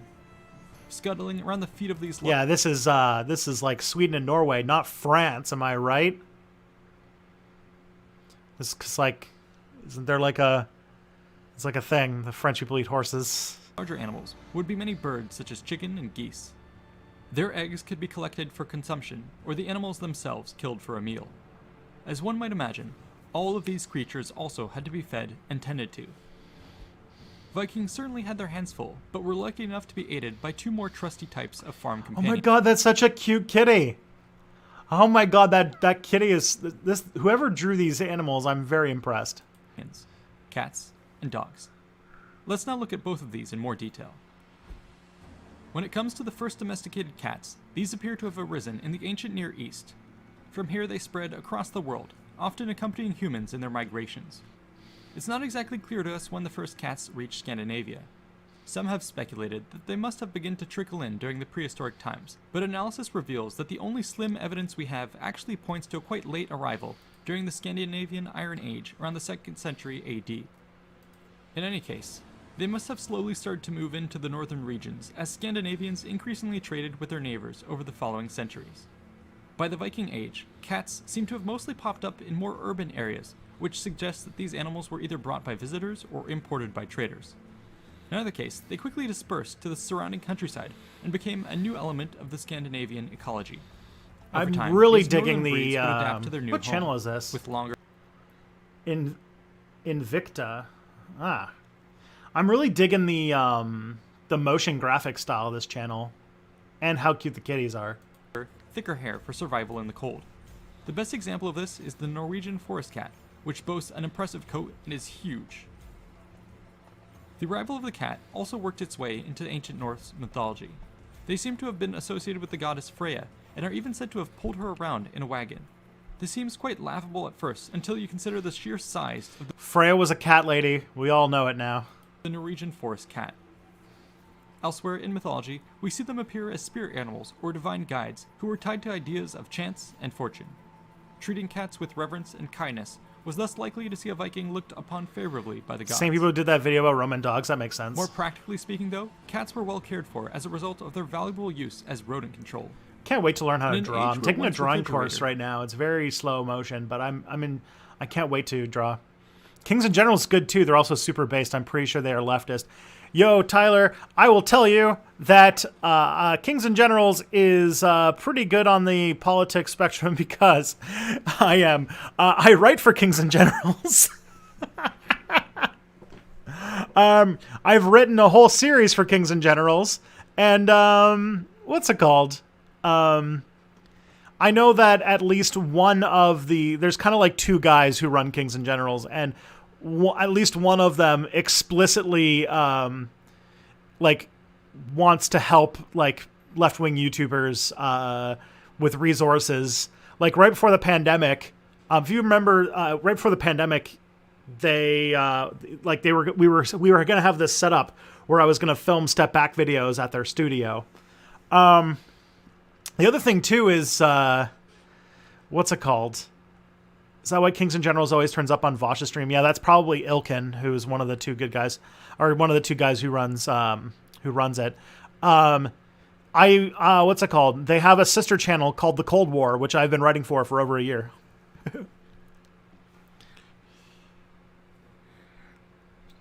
Was basically out in the open. It was extremely important to have cats around to ensure food could be properly preserved. I actually wrote a whole series for Kings and Generals on the Islamic Golden Age, and I haven't seen... They put up one episode. I don't know if they actually put up the other episodes yet. I haven't checked it in a bit. But I will was especially true in cold winters, when the rats would be even more daring. Cats proved so useful as anti-pest deterrents that they were also stationed inside boats. Oh yeah, Thus they it did. seems that no good Viking raid would be ready without a feline companion. Or just the one. In fact, the practice grew so common that we have evidence of cats sailing the seas all the way out to Greenland and the New World. These popular pets were often exchanged within a community, and it was fairly common to see them gifted to new brides, presumably as a symbol of fortune and protection for their new family. As one might imagine, people grew quite close to their feline pets and gave them all sorts of names. Kisa was probably the most common, as it means generally kitty, and one could call on a baby by saying, Man, very Quebec. In Quebec, almost every cat is named Menu because that's it's sort of like a diminution of mignon, which is the French word for cute, but also in Quebec French, it kind of just means kitty. So people would be like Menu, Menu, Menu, Menu, Menu. saying kiss kiss, which means kitty kitty. Other more Kiss, descriptive names kitty, kitty. include Kolar, meaning black as coal, Bleda, meaning cowardly, Steger, meaning mounter, and Gestapiot, meaning guest spears. Probably Mia, are these any words still used today? in reference to their way of signaling when visitors were soon to arrive. Dogs also featured prominently in medieval Scandinavia. Kiss a cat? It should be noted that they appear far earlier in our record than cats, and were likely brought in with some of the earliest human tribes as hunting companions. Here, they would mix quite readily with the other evolving European breeds of the Neolithic period, as well as the native Arctic fox of the northern regions. As such, these dogs made their way quite readily into Norse mythology. Apparently, a legendary canine was said to guard the gates of the afterlife, and dogs might serve as guides for souls who made the journey there. The great sagas even tell of how warriors arriving in Valhalla would not just be awaited by a Valkyrie with a horn of mead, but also by their own faithful pup who had awaited them in the afterlife all these years. This was quite the esteemed role for man's best friend. In terms of daily life, dogs could be found helping out Vikings in all kinds of ways. Doggos! One of their primary roles was as a hunter's companion. The Norwegian elk hound is a prime example, which could be used to tackle larger game such so as many elk, good boys. moose, and even bears. On the smaller end would be the Finnish Spitz-type dog, which can track game and hunt My birds. God, these are the goodest boys! Another common role for a working dog would be as a herder. The Icelandic sheepdog often shows up in our records, with even Shakespeare making reference to it in his play Henry V. Among the oldest surviving breeds from the Viking age I want a is dog the so Norwegian bad. buhund, which could once be found in many ancient homesteads as a herder of not only sheep, but also a steward of draft horses. One could also expect to see a dog serving as a guard. They might be tasked with defending a family at home, escorting a man on his travels, or protecting animals in the fields. I want to be But while friends these with dogs all were of these excellent dogs. At their jobs, they also made great personal companions. From what few records we Oh! have from the Vikings, it seems Oh my God! Look, this is pure joy. This is like I can feel dopamine hitting my brain just seeing this picture.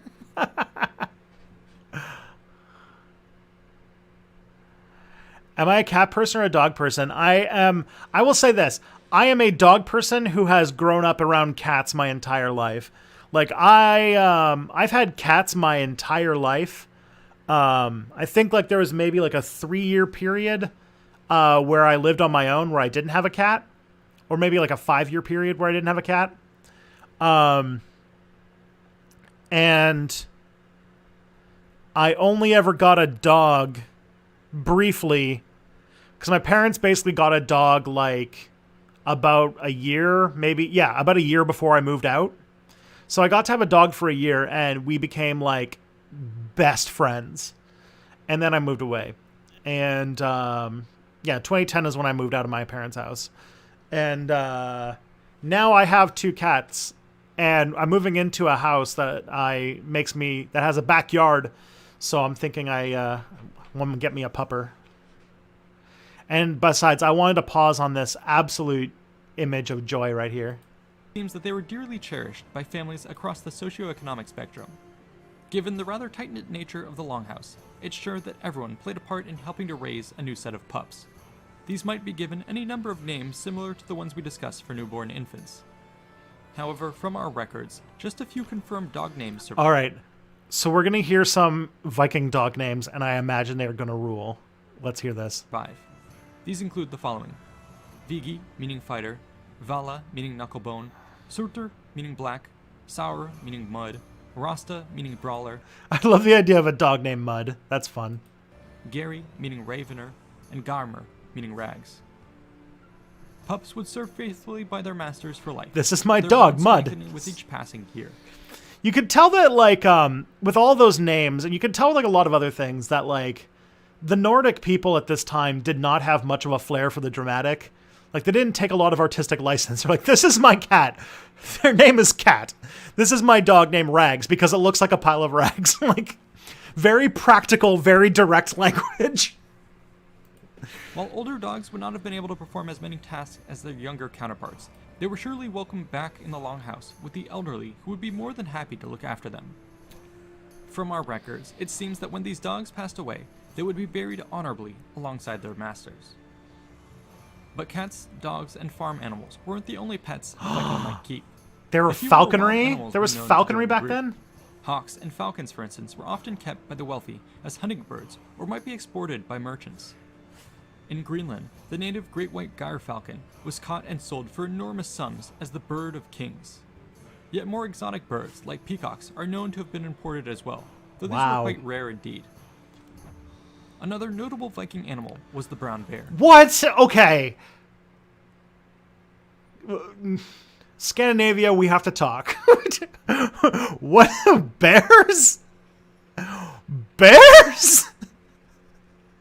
That fucking owns, and it's very on brand for Vikings, but holy bears? Apparently, it was not uncommon for cubs to be trapped in the wild and brought back to civilization where they might be raised with a degree of domestication. Such pets were known as house bears.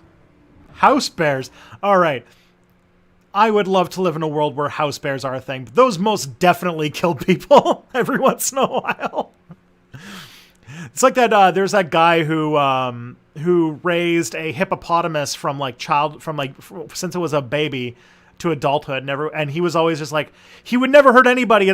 Like, what's it called? Don't worry about it. And then he was killed by his own hippopotamus. But like, man, house bears. That's so cool. It's not exactly clear why so many Vikings had them, but perhaps owning a bear might have been It's not clear why so many Vikings had house bears. If the option existed to have a house bear, like, come on. viewed as a status symbol, given the animal's association with the god Odin. Because bear. Yet, an even more prestigious bear existed in the Viking world, the polar bear. These were incredibly rare, and were apparently reserved as gifts for royalty. For example, we have records of a polar bear being given to the King of Norway around 900 AD, and one being given to the German Emperor around 1050 AD. Whoa. While certainly impressive, it seems clear I want to drink mead and raid church and have house bear. the practice of owning pet bears did have its dangers. Older Oh, creatures yeah? were prone to causing trouble and might injure property or people. In such cases, the owner would have to pay stiff fines. In Iceland, the problem appears to have been so rampant that ownership of bears was actually forbidden altogether. Not to worry, though. Iceland as we've already discussed, is the now Vikings not had many true potential Viking. animal companions to fall back on. I hope you've enjoyed this look at the pets of medieval Scandinavia. I find it's always important for us to House cover aspects bear. of daily life, as it allows us to share a Did you just see that little flip that the polar bear did? common bond with the people who came before. Stay tuned for more How They Did It episodes, and let us know what you would like to see covered next. A big thanks to our supporters on Patreon, and to the many The fact that they had to outlaw it, that just shows, like, whoever was being a bear narc made me angry.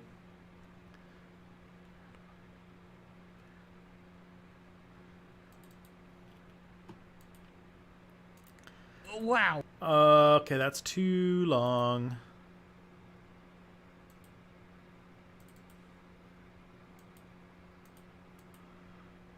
Yeah, someone said if it happened a lot, or if it's outlawed, you know it happened a lot. Yeah, it's like how archaeologists know that something was used as currency when they find counterfeit versions of it.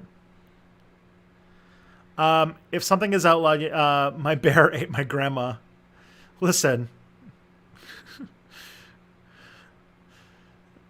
I'm going anarcho-primitivism strictly for the bears. There you go. Okay, so next up we got is Penelope Scott. Oh, it's a song by Sally Sue. Hopefully this won't give me a copyright strike, but let's find out. Is this because I said I like synthwave?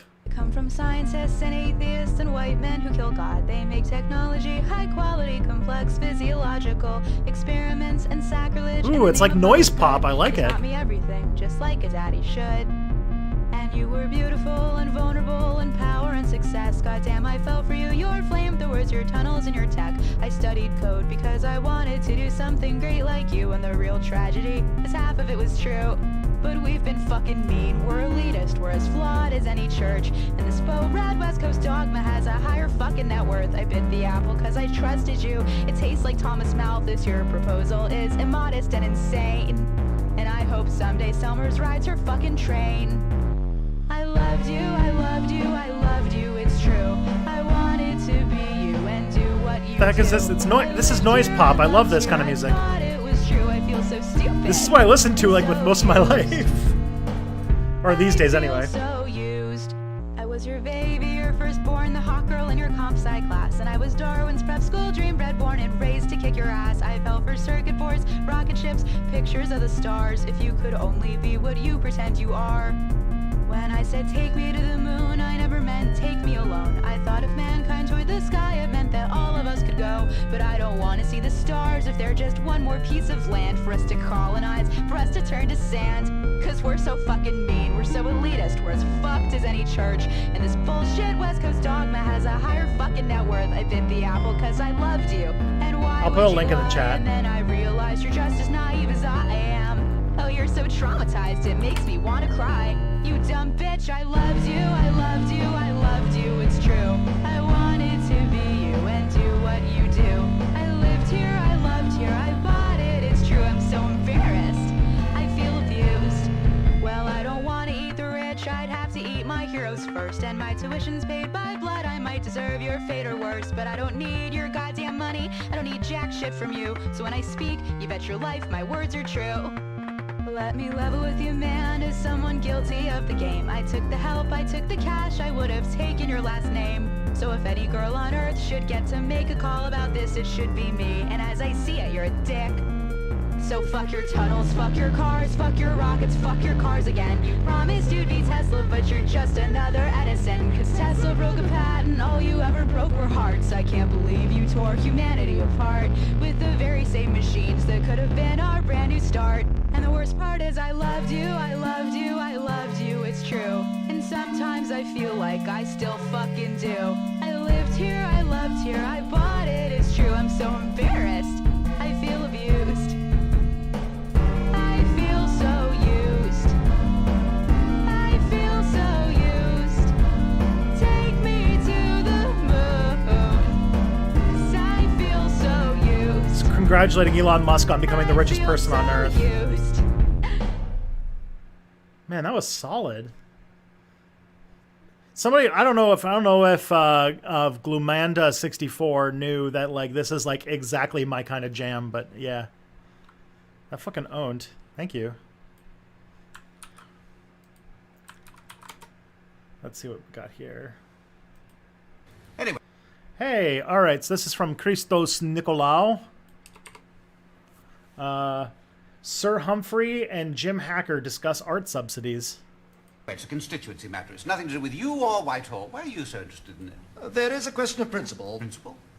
You know, what you used to tell me politics was about. Do I like idols? I don't think I've heard idols. What principle? The principle of taking money away from the arts and putting it into things like football.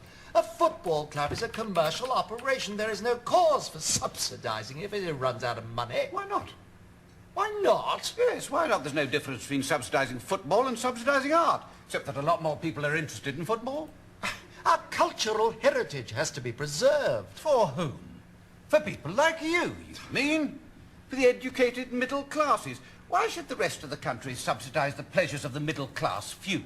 Theatre, opera, ballet. Subsidizing art in this country is nothing more than a middle class rip-off. Oh, Minister, how can you say such a thing? Subsidy is about education, preserving the pinnacles of our civilization. Or haven't you noticed? Don't patronize me, Humphrey. I believe in education too. I'm a graduate of the London School of Economics, may I remind you. Well, I'm glad to learn that even the LSE is not totally opposed to education. Nothing wrong with subsidizing sport. Sport is educational. We have sex education, too. Should we subsidize sex, perhaps? Oh, could we? Let us choose what we subsidize.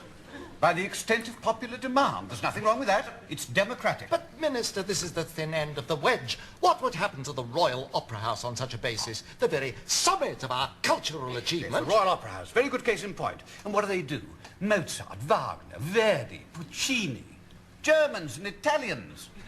Not our culture. Why should we subsidize the culture of the Axis powers? Our European partners, Minister. The Royal Opera House gets about £9.5 Is this yes, million Minister? pounds of public money every year. And for what? The public can't afford £30 seats, and if it could, they can't get them. There aren't enough of them. The vast majority of the audience consists almost entirely of big business executives, block booked by the banks and the oil companies and the multinationals and people like you. The Royal Opera House is the establishment of play. Why should the working man on the terraces foot the bill for the gentry in the stalls who could perfectly well afford to pay for their own seats? Minister, I'm quite frankly appalled. This is savagery, barbarism. When a minister of the crown should say these things, it's the end of civilization as we know it. As well as being a gross distortion of the truth. Distortion, huh? Art cannot survive without public subsidy. Did Shakespeare get a public subsidy? And what about films? Films are art. Films are educational. Why does the establishment ignore the subsidizing of films? Because people like you prefer opera. We should be subsidizing modern, relevant art like films that the man in the street sees and enjoys. Precisely. They are commercial. And now, if you'll excuse me, I have to go early tonight. I can no longer continue with this appalling discussion. Why, where are you going? See you later, Pim. Particular. Well, I'm sorry. We must talk this through. I can't. I have to dress. Dress? Where are you going? Since you insist, I am going to the Royal Opera House. All right. Interesting debate. I don't. What's it called?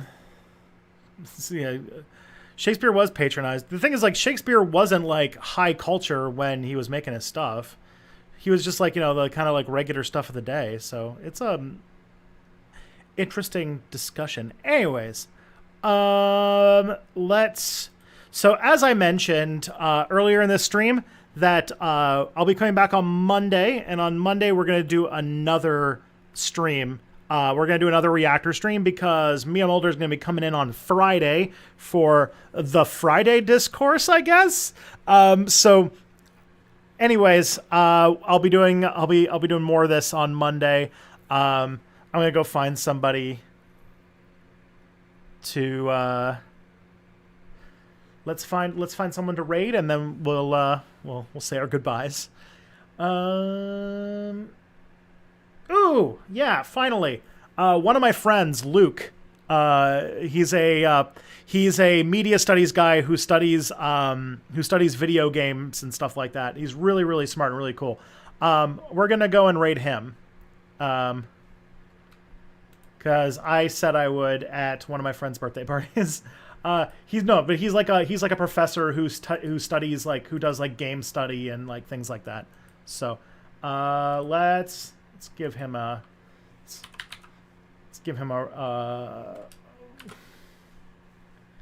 anyways, it's been real. I'll be back on Monday for more of this. Take care and be good to yourselves and each other, etc., etc. Yeah, what else to say except have a great weekend.